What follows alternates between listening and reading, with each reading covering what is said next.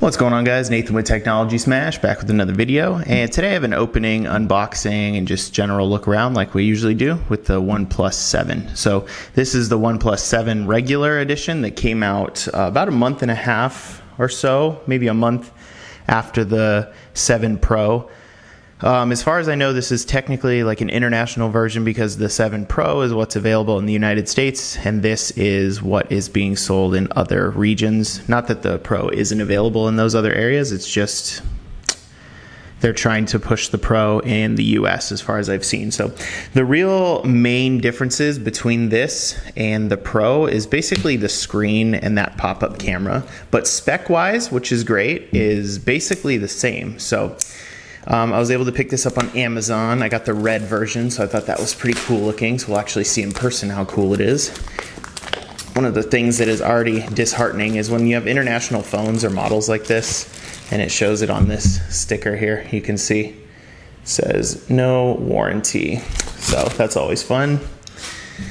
So take a look around the box here. You just have the 7 logo kind of etched into the front. There's a nice little dent on the box for me there. OnePlus logo.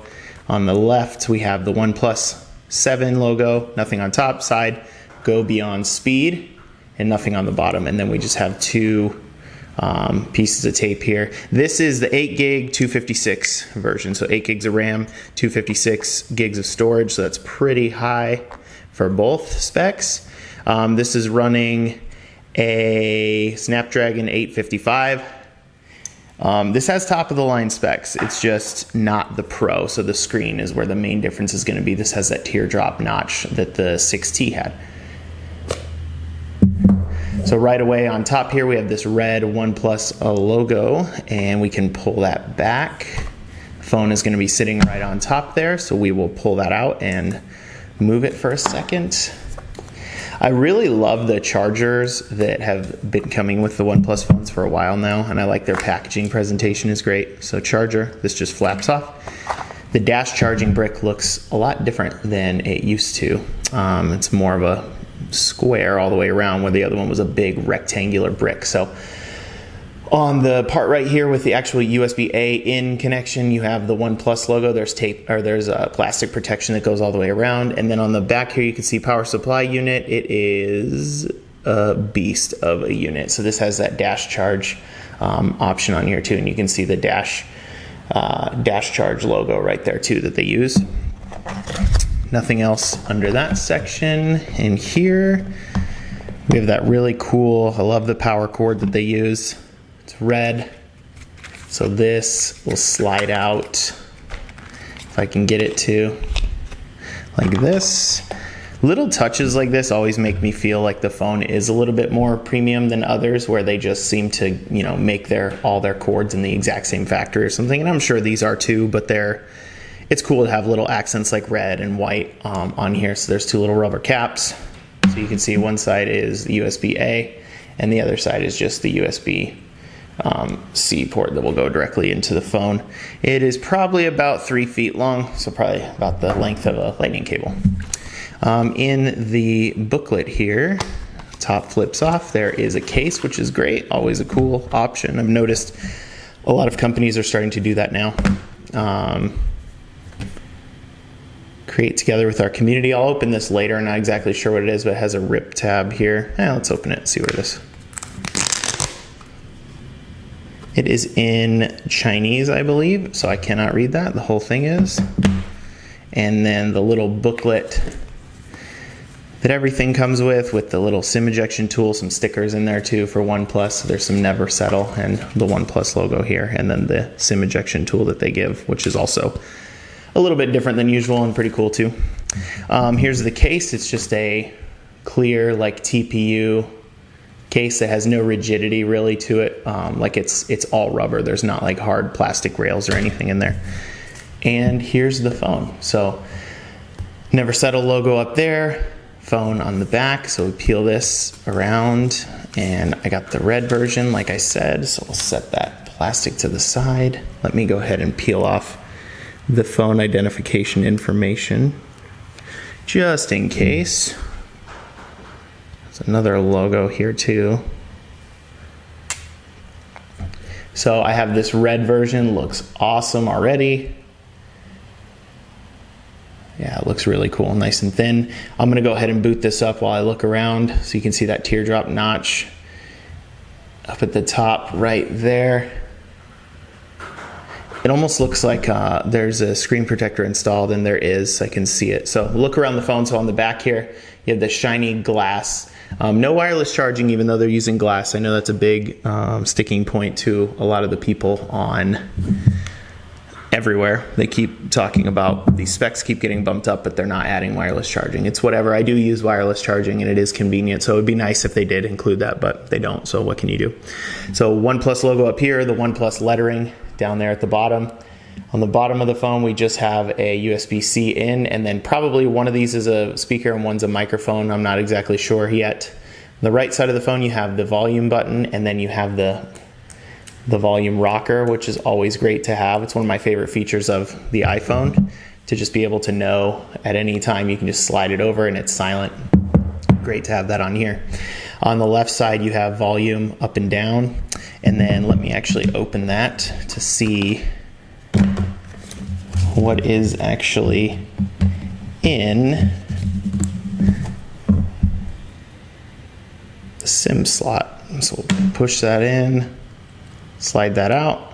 So this is dual SIM. You can see it has a spot for 2 SIM cards. Can't get that to focus, so that's my bad.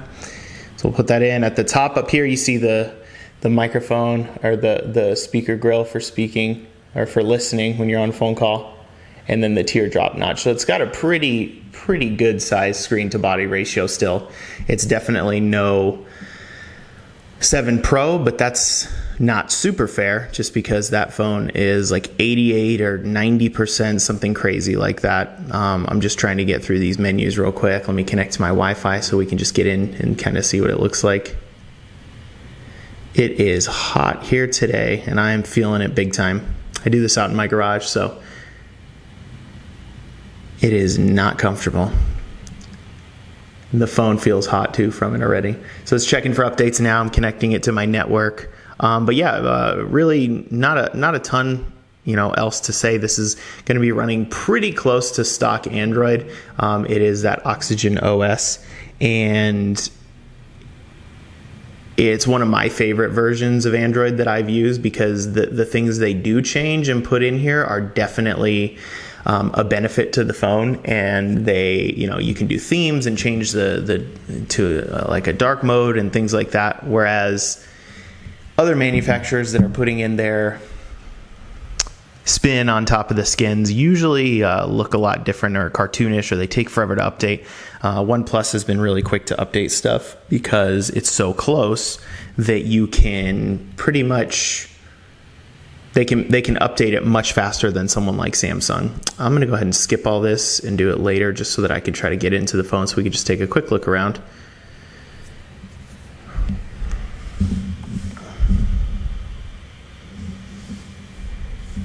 We are going to do the fingerprint because I want to see how good that one is after using that Samsung A80. Wasn't the best thing I ever used. So I'm just going to make and cover the fingerprint identification area,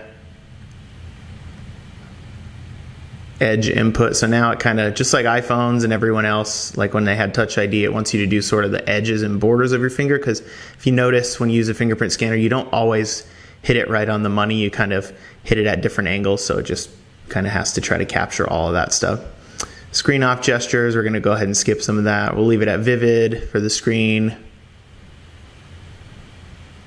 It's 2 different font sizes. I'll just leave it at the first.